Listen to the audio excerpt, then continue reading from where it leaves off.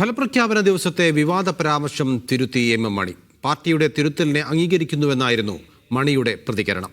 പ്രസ്താവന പിൻവലിച്ചെങ്കിലും CPM നടപടിയെടുക്കുമോ എന്നായിരുന്നു UDF നേതാക്കളുടെ ചോദ്യം. ജനക്ഷേമ പരിപാടി ഇതുപോലെ കേരളത്തിൻ്റെ ചരിത്രത്തിൽ നടന്നിട്ടുണ്ടോ? ഇല്ലല്ലോ. ഇതെല്ലാം വാങ്ങി നല്ല ഭംഗിയായി ചാപ്പാട് കഴിച്ചുകൊണ്ട് നല്ല ഭംഗിയായി നമുക്കിട്ട് വെച്ചു എന്നാണ് എനിക്ക് തോന്നിയത്. ആശാന്റെ സ്ഥിരം നാടൻ ശൈലി ഇത്തവണ അസ്ഥാനത്തായിരുന്നു. തെരഞ്ഞെടുപ്പിൽ തകർന്നടിഞ്ഞ പാർട്ടിക്കും മുന്നണിക്കും തന്റെ നാക്കുണ്ടാക്കിയ പ്രഹരം തിരിച്ചറിഞ്ഞതോടെ എം മണി തിരുത്താൻ തയ്യാറായി. എന്റെ പേര് പറഞ്ഞ നിലപാട് പാർട്ടിയുടെ നിലപാട് അത് തന്നെ എന്റെ നിലപാട്. ഞാൻ ഇന്നലത്തെ സാഹചര്യത്തിൽ അങ്ങനെ ഞാൻ പ്രതികരിച്ചു എന്നുള്ളൂ. അത് ശരിയായില്ല എന്ന് പറഞ്ഞ പാർട്ടിയുടെ നിലപാട് തന്നെയാണ് എന്റെ.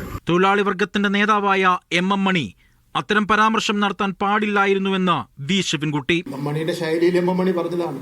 അത് എം മണി അങ്ങനെ പറയാൻ വേണ്ടി പാടില്ല. സാമൂഹികപരമായി സാമ്പത്തികമായി പിന്നോക്കം നിൽക്കുന്ന ഒരു ജനവിഭാഗങ്ങളെയും ഒരു രൂപത്തിലും ആക്ഷേപിക്കാൻ വേണ്ടി പാടില്ല.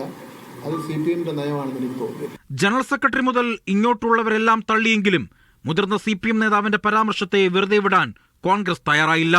പരാമർശം എം മണി ഒറ്റയ്ക്ക് പറഞ്ഞതല്ലെന്ന് KC വേണുഗോപാൽ. ഇത് മണി ഒറ്റയ്ക്ക് പറഞ്ഞതല്ല.